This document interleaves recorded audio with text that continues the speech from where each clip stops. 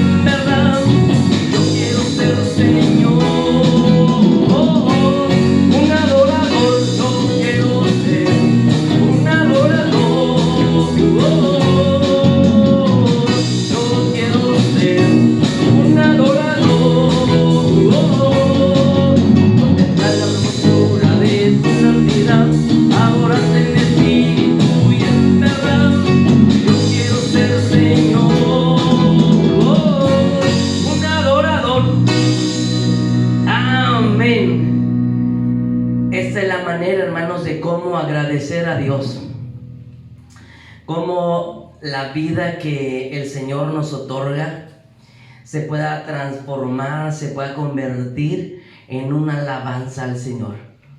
Dios busca, hermanos, hasta este tiempo sigue buscando adoradores que le adoren en espíritu, pero también que lo hagan en verdad. Muchas razones, hermanos, hoy tenemos en este tiempo para poder bendecir al Señor. El tan solo hecho de respirar y que el Señor nos otorgue la vida ya se convierte en la maravilla más grande para poderle bendecir al Señor. En la Escritura vamos a encontrar siempre personajes que nos alienten, que los podamos ver como ejemplos de que buscaron a Dios aún en cualquier situación. Y este no es la excepción. Donde quiera que tú y yo estemos, siempre haya una razón para buscarle a nuestro Dios. Dice la palabra de Dios, hermanos, que cuando nombramos el nombre de Jesús, el nombre de Jesús tiene poder. Tan solo si recordamos en aquel tiempo, cuando la escritura declara que iba entrando Pedro al templo y dice que estaba este hombre ahí postrado, que llevaba mucho tiempo, y este hombre le pedía una moneda. Pero Pedro no traía nada y le dice: no tengo oro, no tengo plata, pero tengo algo mayor que es eso, que en el nombre de Jesús levántate y anda, porque al pronunciar el nombre de Jesús hay poder. Ese canto habla de esto. Hay poder, poder, igual poder en Jesús.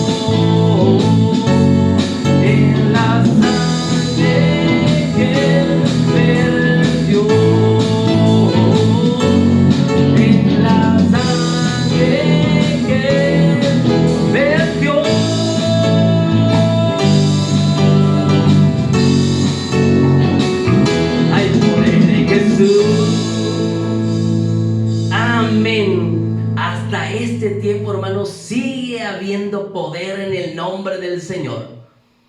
Somos felices, hermanos, porque fuimos llamados, fuimos rescatados por Él. Dice la palabra de Dios: desde la fundación del mundo, el Señor pensaba en nosotros, y pensaba para este tiempo. Pensaba para este tiempo difícil, pero su palabra, hermanos, sigue animándonos, sigue alimentando nuestra vida espiritual. Dios quiera que sea el deseo de todos nosotros en seguir creyendo que el nombre de Jesús, que su sangre con la que fuimos limpiados y lavados y rescatados, tiene poder para aquel que hoy, el que le busca. Vamos a orar al Señor en esta tarde, hermanos, para que su palabra sea para todos nosotros, sea el aliciente, sea la palabra que nos siga permitiendo mantenernos de pie y seguir creyendo en que en Él tenemos vida eterna. Vamos a orar al Señor. Bendito Dios que estás en el cielo. Hace más de 2021 años derramaste tu sangre preciosa para todos nosotros, para tener una nueva vida, para tener una esperanza en ti. En esta tarde queremos escuchar tu voz a través de tu siervo. Esta palabra, Señor, que nos ha sido como un alimento para estos tiempos. Gracias porque sigues hablando, porque tu palabra sigue fluyendo, Señor, en estos tiempos, cuando el hombre más lo necesita. Permite que tu palabra fluya, que pueda llegar hasta nuestros corazones, a lo más íntimo. Tu palabra, Señor, nos ha confirmado que tenemos la palabra profética más segura, a la cual hacéis bien en estar atentos, como una lámpara que alumbra en un lugar oscuro hasta que el lucero de la mañana esclarezca nuestros corazones. Abre nuestros corazones, Señor, que ese corazón se convierta en una tierra fértil, que sea depositada en buena tierra para que pronto dé su fruto. Padre, háblanos como siempre tú lo has hecho. Cuánta necesidad hoy hay en esta tierra, cuánta necesidad de escucharte a ti. Te invitamos, Señor, a que tú entres en nuestro corazón y puedas de esta manera hoy hablar a tu pueblo. Padre, te lo pedimos, te lo suplicamos en el precioso nombre de Cristo Jesús, nuestro Salvador. Amén. Hermanos, quisiera invitarles a que con toda reverencia, desde sus hogares, podamos escuchar la palabra de Dios en labios de nuestro hermano ministro Felipe Ríos.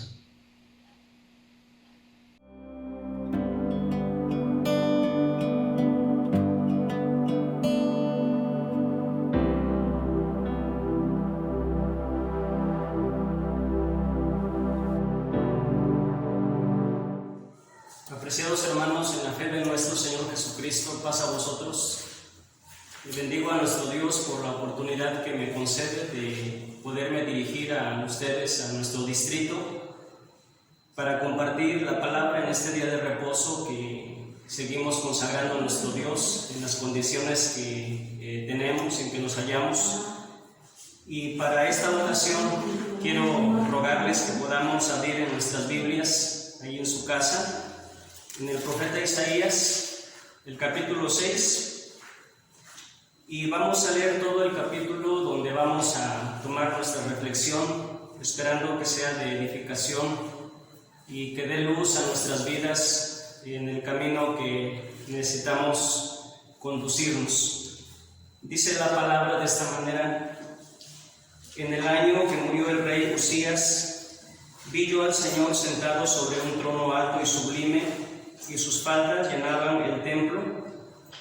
Por encima de él había serafines, cada uno tenía 6 alas, con 2 cubrían sus rostros, con 2 cubrían sus pies y con 2 volaban. Y el uno al otro daba voces diciendo: Santo, Santo, Santo, Jehová de los ejércitos, toda la tierra está llena de su gloria. Y los querubines de las puertas, los quiciales se estremecieron con la voz del que clamaba, y la casa se llenó de humo. Entonces dije: ay de mí que soy muerto, porque siendo hombre inmundo de labios y habitando en medio del pueblo que tiene labios inmundos, han visto mis ojos al Rey, Jehová de los ejércitos. Y voló hacia mí uno de los serafines, teniendo en su mano un carbón encendido, tomado del altar con unas tenazas, y tocando con él sobre mi boca, dijo: he aquí que esto tocó tus labios, y es quitada tu culpa y limpio tu pecado. Después oí la voz del Señor que decía: ¿a quién enviaré? ¿Y quién irá por nosotros? Entonces respondí yo: heme aquí, envíame a mí. Y dijo: anda y di a este pueblo: oíd bien y no entendáis, ved por cierto, mas no comprendáis. Engruesa el corazón de este pueblo y agrava sus oídos y ciega sus ojos, para que no vean con sus ojos, no oigan con sus oídos, ni su corazón entienda, ni se convierta, y haya para él sanidad. Y yo dije: ¿hasta cuándo, Señor? Y respondió él: hasta que las ciudades estén asoladas y sin morador, y no haya hombre en la casa, y la tierra esté hecha en desierto, hasta que Jehová haya echado lejos a los hombres y multiplicado los lugares abandonados en medio de la tierra. Y si quedare aún en ella la 10ª parte, ésta volverá a ser destruida, pero como el roble y la encina, que al ser cortado aún queda el tronco, así será el tronco, la simiente santa. Amén. Hermanos, la lectura que nos ocupa en esta tarde es muy ilustrativa para entender lo que somos como iglesia en la opinión de Dios, y es importante que nos demos esta oportunidad, este tiempo de analizar, de hacer una reflexión sobre nuestra propia vida. Puede ser que nosotros estemos considerando que estamos bien, que nuestra vida no le hace falta nada, que está encauzada en las cosas de Dios. No obstante, nuestro Dios puede que tenga otra opinión y que nos esté llamando a una conversión, a retomar las cosas que tal vez hemos olvidado, que hemos dejado a un lado. Dice la palabra que nosotros leímos que esta profecía, o que está basada en una visión que el profeta tuvo de parte de Dios, la ubica como referente en el tiempo que muere Usías, rey de Judá.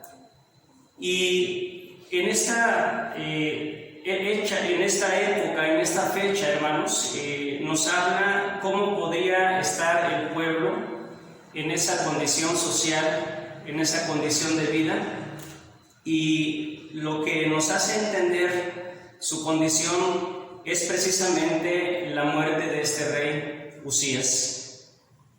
La Biblia nos habla de este rey en el libro de las Crónicas.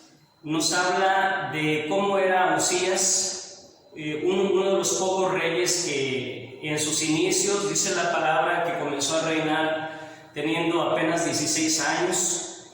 Y este rey fue un rey que amó la palabra de Dios, fue un rey que se inclinó a la obediencia de Dios y persistía en obedecer, era su punto principal de atención. Y bueno, dice la palabra que por ese hecho que el rey asume delante de Dios desde esa pequeña o temprana edad, nos habla que Dios prosperó su reino, Dios lo acompañó, como lo hace con todos aquellos que se empeñan en vivir su palabra, en aquellos que persisten en entender cuál es el propósito de Dios, cuál es su voluntad. Y cuando ésta se vive, Dios responde con bendición, como lo hizo con este rey Usías. Nos dice los escritos del segundo libro de Crónicas que este rey reinó durante 52 años, y como fue un rey apegado a la voluntad de Dios, Dios lo hizo prosperar en gran manera. nos dice que este rey, una de las cosas que él emprendió, que apoyó mucho en ese tiempo largo de reinado, fue precisamente la agricultura y la ingeniería, entre muchos logros que se pudieron ver a través de ese trabajo que estaba amparado con Dios. Nos habla también la vida de este rey, que tenía un ejército significativo, un sólido ejército, de manera que podríamos entender que en ese reinado de Usías las cosas fueron prosperadas, las cosas fueron en beneficio del pueblo de Dios, solo que el mismo escrito de Crónicas nos habla que cuando este rey se sintió grande, se sintió poderoso y evaluó todos los logros que él pudo alcanzar, dice la palabra que se olvidó de Dios y eso le costó su ruina. Este rey se ensoberbece, se enaltece, poniendo su confianza en aquellos logros que Dios le había concedido porque había sido fiel a él, pero ahora él se olvidó de ese principio y dice la palabra de nuestro Dios que esto le costó su ruina. Y tan es así que nos dice la palabra, hermanos, que se sintió tan poderoso que el pecado que comete por querer quemar incienso en el santuario de Dios, cosa que solamente le correspondía a los sacerdotes, nos dice que Dios lo hirió con lepra, porque no le estaba permitido hacer eso. No obstante, él se sentía con esa libertad, se sentía con ese poder, y bueno, Dios le muestra que no son las cosas como nosotros las pensamos, sino las cosas creo que las entendemos, Dios nos las ha marcado y son así como las tenemos que observar. En ese tiempo que Usías está herido con lepra, él se oculta, se esconde y nos dice que su hijo en su lugar estaba atendiendo sus últimos años de reinado y hasta que finalmente este rey muere. El texto que leemos dice que Isaías logró ver esta visión en ese tiempo en que Usías murió y nos deja ver cuál es la condición del pueblo, hasta qué punto el pueblo se había extraviado junto con el rey, porque llegó un momento en que ellos podían juzgar que lo tenían todo, que todas las cosas estaban a su favor, y es muy posible que su relación con Dios ya no fuera la que Dios esperaba, ya no fuera la que Dios espera ver en su iglesia, donde nunca tenemos que olvidarnos de que nuestras vidas dependen de Dios. Ningún logro que nosotros tengamos, ningún bien que nosotros poseamos, nos debe hacer pensar que podemos prescindir de Dios, porque es el momento en que nosotros comenzamos a perder la visión correcta, comenzamos a extraviar el camino, y lo que esta visión nos habla es el clamor que Dios tiene por un pueblo que se ha olvidado de la justicia, un pueblo que se ha olvidado de la santidad.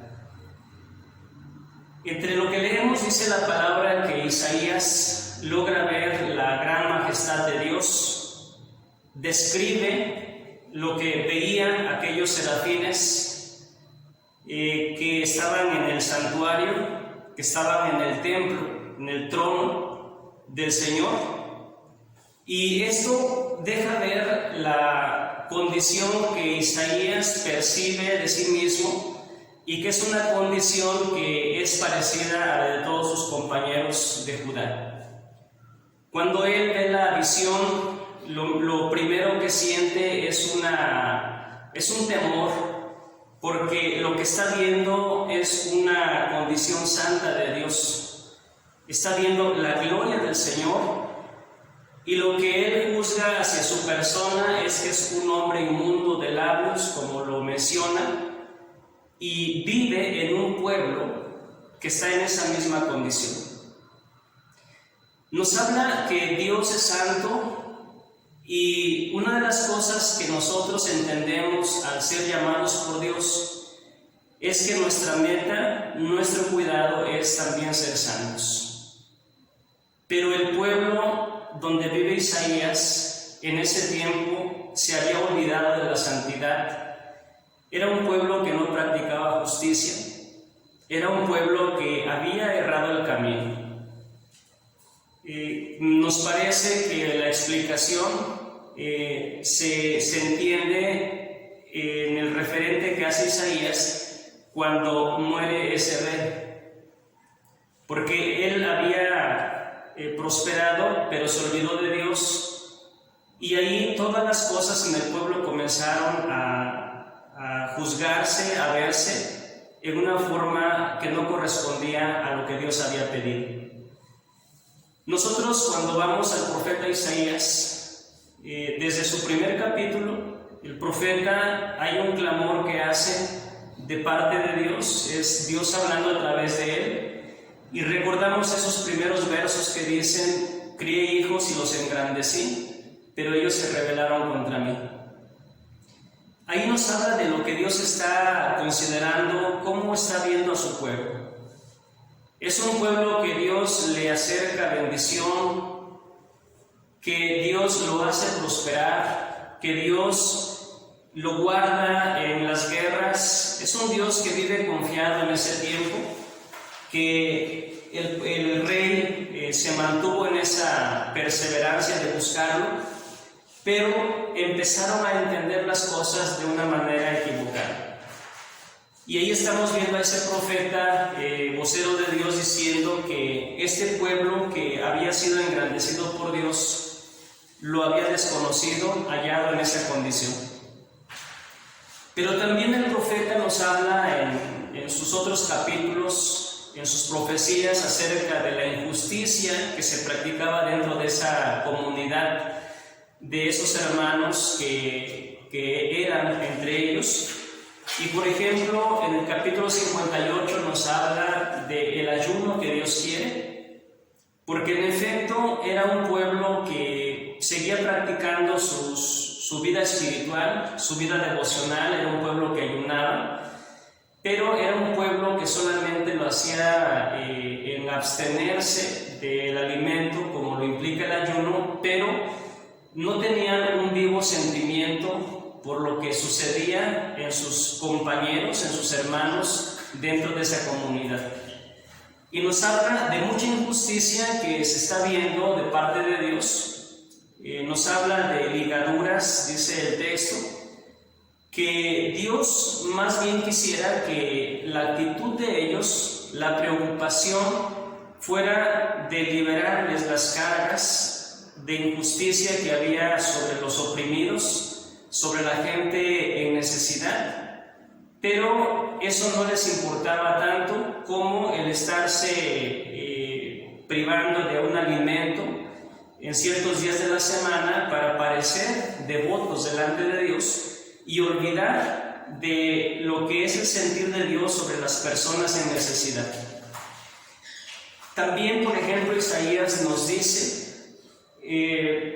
que buscaran a Dios, dice, mientras pueda ser hallado, llámenle en tanto que está cercano, deje limpio su camino y vuelva hacia Jehová. Nos habla de que Dios les estaba marcando su condición de desaprobación en lo que están haciendo, y les está haciendo un llamado al arrepentimiento, les está haciendo un llamado a dejar la vida de impiedad.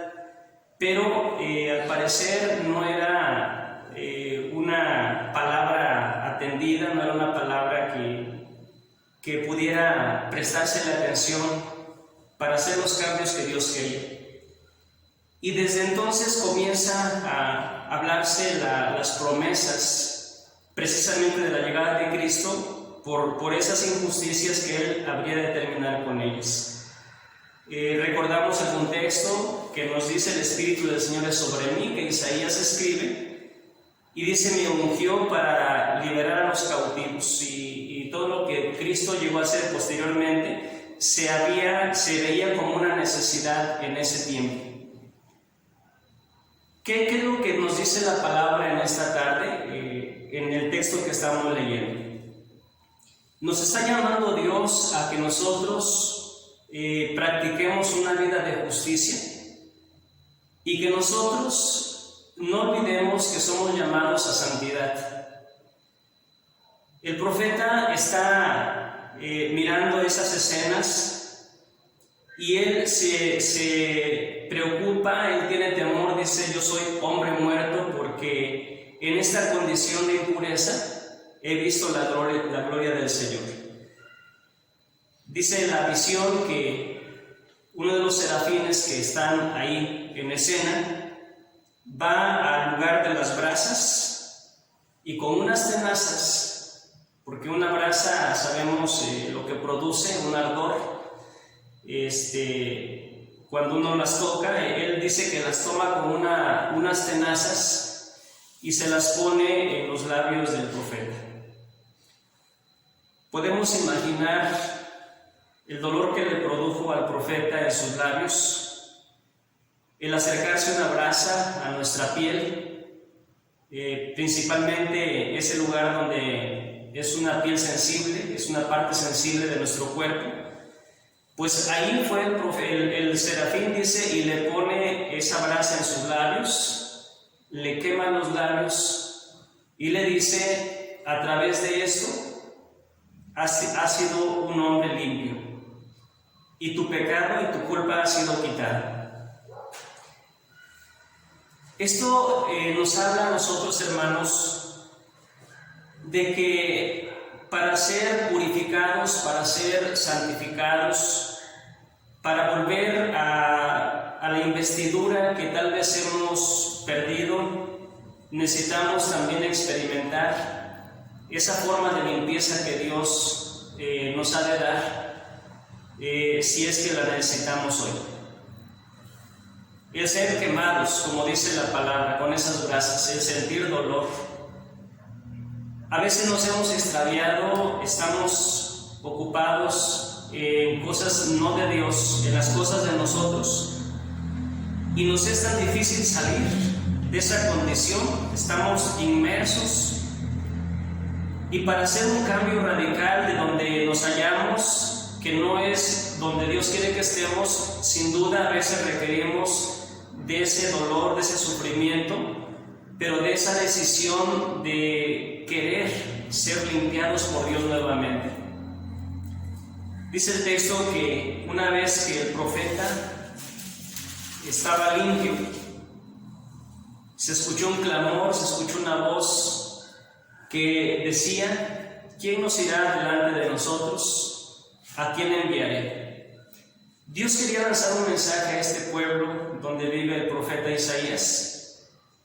Dios quería que el pueblo supiera del problema que ellos estaban teniendo delante de Dios, porque se habían olvidado de sus mandamientos, de sus preceptos. Se habían abocado solamente a las bendiciones que Dios les había dado, de manera que la vida espiritual no tenía un sentido, una connotación que Dios quería que tuviera. Por ejemplo, el profeta en el capítulo 1 nos dice que hacían cultos, ¿verdad? Y en esos cultos eran cultos, podríamos decir, físicamente emotivos, porque levantaban las manos, cantaban con instrumentos, quemaban incienso, sacrificaban animales. Pero también el profeta, o Dios a través del profeta, dice: ¿para qué a mí estos sacrificios? ¿Para qué a mí estos cultos?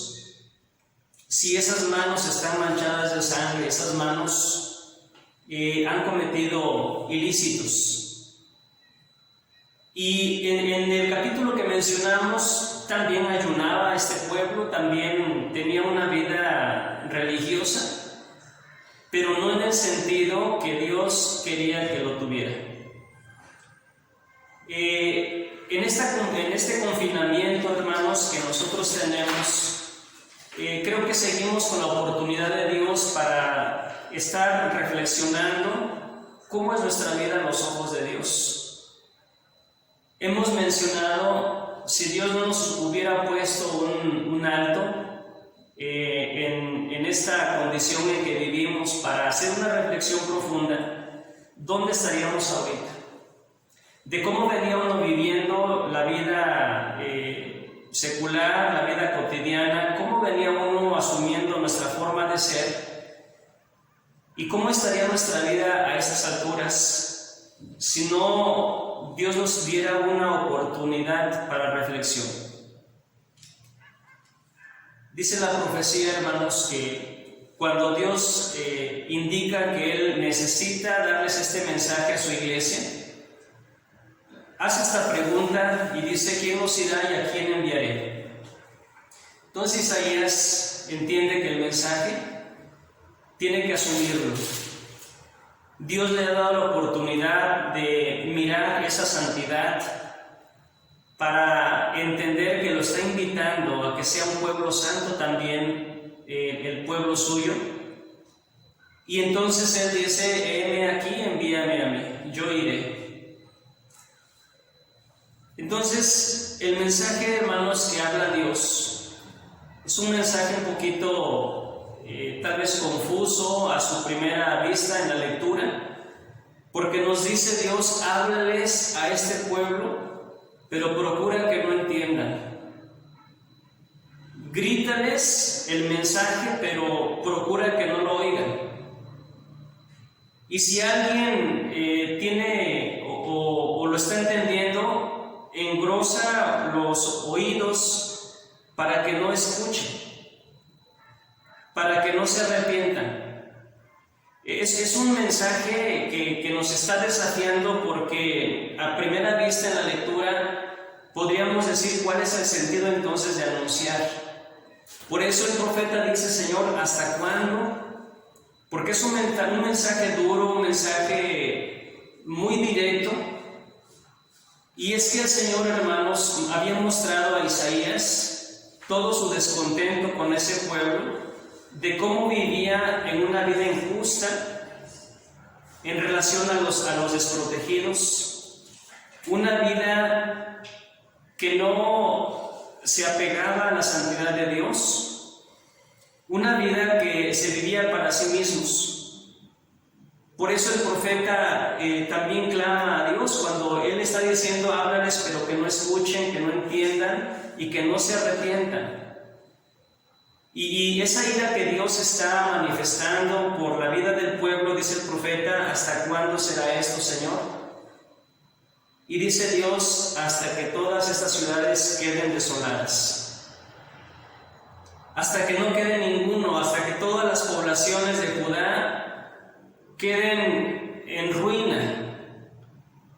Nos habla del enojo de Dios, nos habla de esa desaprobación en la vida generalizada de ese pueblo, y lo que Dios está hablando es una sentencia, es un juicio correspondiente a su forma de ser, a su forma de vivir. Pero me parece, hermanos, que si vemos el mensaje como un aspecto claro para nosotros, también nos permite ver la gravedad de lo que está sucediendo, nos permite ver realmente que hay un problema grave, y podríamos remitirnos al hecho de lo que anunciaba el profeta Jonás en el caso de Nínive. Dice la Biblia que Jonás pregonaba en Nínive, después de que fue enviado por segunda vez, que iba a ser destruido ese pueblo dentro de 40 días, que ese pueblo había Dios dictaminado la destrucción total. Pero a diferencia del pueblo de Judá, dice que en Nínive el rey y todos los del reino, por decreto, los hizo ayunar a los animales, a los niños, a todos. Y nos dice que Dios cambió la sentencia que había dictaminado a través del profeta Jonás y los perdonó. Pero Israel o Judá, hermanos, no hace lo que Dios tal vez esperaba que hicieran, dado que le dice, este pueblo está sentenciado a la destrucción, de manera que si tú les hablas, procura que no entiendan, procura que no oigan, que no se arrepientan, no sea que esto suceda y yo los sane, porque Dios quiere que ellos vean cuál es su condición real en la presencia de Él. Y Dios espera que ese pueblo pues haga lo que se hizo en Nínive, o haga lo que decía el rey David cuando por su pecado dice que el niño que había nacido de Betsabé, dice Dios, este va a morir. David no se dio por vencido, dice que ayunó todos aquellos días, porque él decía, si acaso Dios puede arrepentirse de lo que ha dicho respecto a este niño. En ese caso, Dios se mantuvo en la sentencia de lo que había dicho de la muerte del niño, pero sí hubo al menos en el rey una condición de arrepentimiento, de búsqueda, de súplica por el perdón de Dios. Y Dios esperaba que en este pueblo, cuando Isaías les habla, les removiera su conciencia, les removiera su mente y tomaran una actitud de búsqueda de Dios. Pero ya en el primer capítulo que vemos, el profeta dice, este pueblo no entiende. El buey conoce a su amo y el asno el pesebre, dice, pero mi pueblo no tiene entendimiento. Este pueblo no cambió su forma de ser, y Dios esperaba que hubiera una reflexión en sus vidas, en sus mentes. Y creo que el mensaje, hermanos, para nosotros en este tiempo es que pensemos cómo nos está hablando Dios a nuestra vida, cómo es nuestra práctica, nuestra forma de ser respecto a las personas, a la iglesia, en nuestra forma y en nuestro trato hacia los demás. Pero también nos habla de una vida de santidad, si es nuestra prioridad en este tiempo. Hace años, a veces escuchamos aquellas personas que se venden a estar haciendo chistes obscenos, que bien cae, hermanos, a las masas, ¿verdad? Son muy atractivos para muchos estar a veces haciendo chistes a costa de Dios, mofándose de nuestro Dios, de la divinidad, y a veces la iglesia tal vez pudiera también parecerle gracia el estar pensando de esa manera, vivir de esa manera. Tal vez la iglesia se olvidó de la santidad, que es un pueblo que Dios quiere que tenga su forma de ser, su naturaleza de Dios, porque esto es lo que dice el profeta: Dios reclama justicia y reclama santidad. ¿Hasta cuándo, dice el profeta? Hasta que todo esto pueda acontecer. Todo esto que estoy viendo y dictaminando para mi pueblo, que es un pueblo injusto, que es un pueblo que no vive la santidad, bueno, como consecuencia, ellos queden en la ruina, y se estaba anticipando ya la deportación a Babilonia, que tal vez en unos 100 años, después de que empiece a anunciarse este castigo de Dios, tuviera su cumplimiento. Pero nos dice la palabra al final, hermanos, del texto, que así como dice el verso último que leímos, dice: y si quedare aún en ella la 10ª parte, esta volverá a ser destruida, pero como el roble y la encina, que al ser cortados aún queda el tronco, así será el tronco, la simiente sana.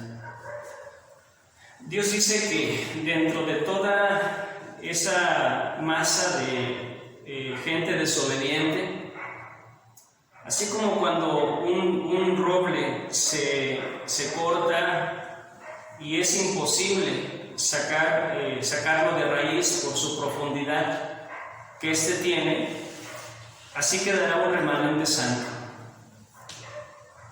Para Dios, hermanos, nos dice la palabra que somos sometidos a pruebas. En el Nuevo Testamento nos habla que somos probados, de manera que nosotros juzguemos y veamos quiénes realmente estamos siguiendo a Dios en medio de toda prueba, en medio de toda condición que nosotros vivamos.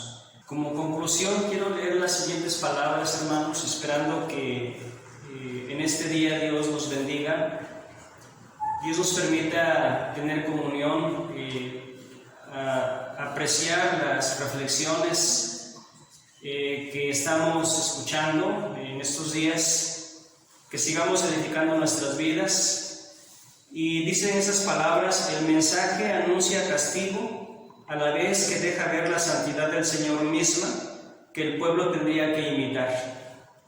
Hoy, ¿cómo vive la iglesia del Señor? ¿Somos una iglesia que practica justicia y vive santidad? ¿Están engrosados nuestros oídos y somos tardos para oír? ¿O estamos dispuestos a escuchar y seguir al Señor? Dios nos conceda entender cuál sea su opinión y hagamos lo que debamos para ser aprobados delante de Él.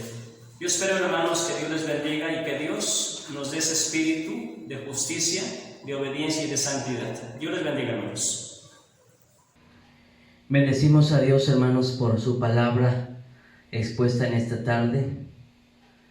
Yo espero que el mensaje que hayamos recibido, hermanos, se pueda cumplir en nuestras vidas.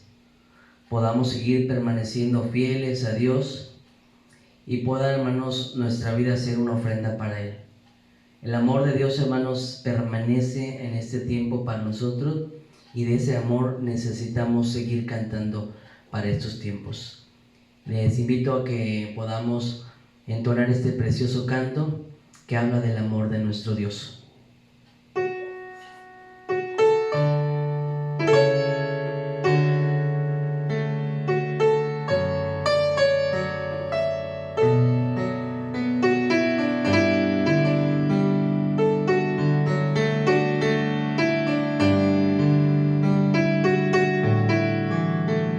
Tu amor por mí es más dulce que la miel.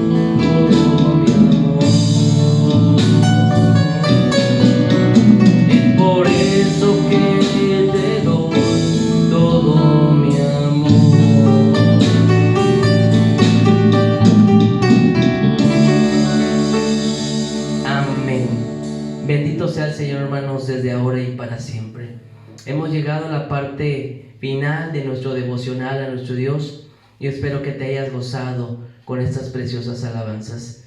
Les recordamos, hermanos, que es importante que en cada iglesia, en su localidad, podamos acercarnos con nuestro hermano tesorero y hacer llegar, hermanos, nuestras ofrendas, nuestros diezmos. Recuerden, hermanos, que es una bendición y debe haber gozo en parte de nosotros cuando hacemos estas ofrendas, cuando llevamos a cabo este acto, y el dejar, hermanos, que Dios siga abriendo las ventanas de los cielos para que sobre nosotros sobreabunde grande bendición. Yo les invito a todos mis hermanos a que seamos fieles y que siempre haya la disposición, hermanos, de poder acercarnos y llevar, hermanos, a cabo este acto. Recordemos que con estas ofrendas y estos diezmos traemos bendición a muchos más. Dios les bendiga, hermanos, a todos, y vayamos con la bendición de nuestro buen Dios. Ha sido un gusto y un placer haber compartido las alabanzas con ustedes desde el ministerio de Azochiapan, aquí mismo en la iglesia de Azochiapan. Deseamos muchas bendiciones, hermanos, para todos ustedes. Síganse cuidando y sigan, hermanos, esforzando por ser parte de ese reino que todos anhelamos. Vamos a recibir nuevamente a nuestro hermano ministro Felipe Ríos, quien nos llevará, hermanos, en oración para dar por finalizada nuestro devocional. Un abrazo, hermanos, grande, y un saludo a todos ustedes. Paz a vosotros. Los invito a que oremos a nuestro Dios, hermanos, y demos gracias por todo este día de alabanza, de reflexión y de comunión. Es grato el poder, hermanos, cuando estamos viendo la transmisión y a través del chat, algunos mensajes que nos están diciendo que la iglesia está metida, está inmersa, está concentrada, hermanos, en lo que Dios nos quiere dar a través de estos medios. Vamos a dar gracias a Dios, vamos a orar y así a concluir este día de reposo. Bendito y sublime Dios que estás en los cielos, te agradecemos esta oportunidad que nos das de consagrar nuestra vida a ti, y te ruego que en nuestra mente y en nuestro cuidado no sea a la manera de lo que, o en la forma en que lo hacía el pueblo de Judá en el tiempo del profeta Isaías. Nos dice el profeta, Señor, que ciertamente había lo que concierne al culto, había alabanzas, había oraciones, había lo que tiene que ver con la vida devocional, pero no había un corazón sincero con la intención de agradarte a ti, Señor. Había otros intereses, había otras condiciones, Padre, que desviaban el sentido de lo que es relacionarnos verdaderamente contigo. Permítenos, Señor eterno, el poder hacer esta evaluación a nuestras vidas conforme a esta palabra que leímos. Permite en nuestras vidas un corazón justo, un corazón que se conduele, que tiene compasión, Señor, de los que necesitan, y que nosotros seamos promotores del bienestar en esas necesidades de los demás. Permite, Padre, que seamos santos también como tú lo eres, que no perdamos de vista, Dios, que tenemos que marcar esa diferencia de lo que es el mundo que no te conoce a lo que es la iglesia, Dios, en la que no solamente te conocemos, sino que vives en medio de nosotros. Haznos una iglesia santa, Señor, y una iglesia justa. Recibe nuestra gratitud, recibe toda alabanza que se ha rendido a ti en este día, y recibe nuestras necesidades también, oh Dios, espirituales y materiales, por pedírtelo y agradecértelo, amado Padre, en el nombre de Jesús, nuestro bendito y suficiente Salvador. Amén. Y ahora, hermanos, que la gracia de nuestro Señor Jesucristo, que el amor de nuestro Dios y la comunión de su Espíritu Santo esté con todos vosotros. Amén. Dios les bendiga, hermanos. Paz a vosotros.